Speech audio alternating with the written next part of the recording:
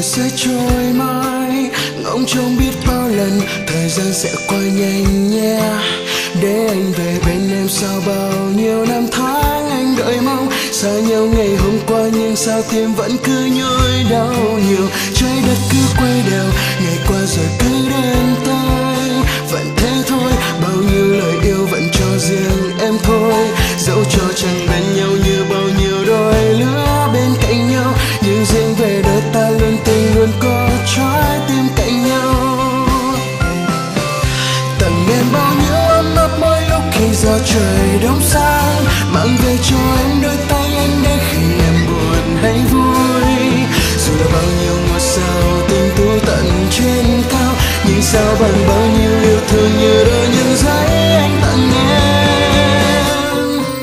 Để khi mưa rơi anh sẽ cầm ô, anh hứa sẽ trở về, để biết rằng anh luôn chẳng mong thấy em khóc hay đau buồn. Từng giọt mưa nhẹ nước mắt sẽ thay anh nhẹ trôi hết nhớ thương đau buồn. Vì anh đã đến bên em chẳng còn xa nữa, nắm tay anh đi anh sẽ đưa em đến nơi cuối trời. Để nắng về anh luôn được thấy em cười vui, niềm hạnh phúc nhất đời là em sẽ ngồi phía sau lưng anh này, ôm lấy chặt anh và ngọn gió này đưa ta đến thiên đường hạnh phúc thôi.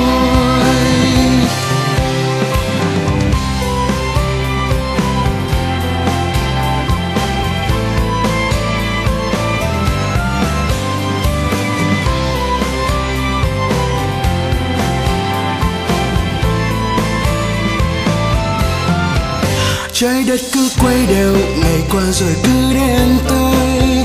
Vẫn thế thôi, bao nhiêu lời yêu vẫn cho riêng em thôi. Dẫu cho chẳng bên nhau như bao nhiêu đôi lứa bên cạnh nhau, nhưng riêng về đôi ta luôn tình luôn có trái tim cạnh nhau.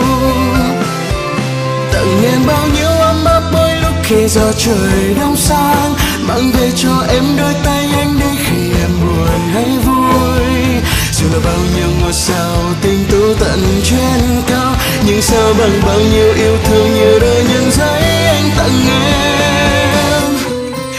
Để khi mưa rơi anh sẽ cầm ô, anh hứa sẽ trở về, để biết rằng anh luôn chẳng mong thấy em khóc hay đau buồn. Từng giọt mưa nhẹ nước mắt sẽ thay anh nhẹ trôi hết nhớ thương đau buồn. Vì anh đã đến bên em chẳng còn xa nữa, nắm tay anh đi anh sẽ đưa em đến nơi cuối trời. Để nắng về anh luôn được thấy em cười vui, niềm hạnh phúc nhất đời là em sẽ ngồi phía sau lưng anh này, ôm lấy chặt anh và ngọn gió này đưa ta đến thiên đường hạnh phúc thôi.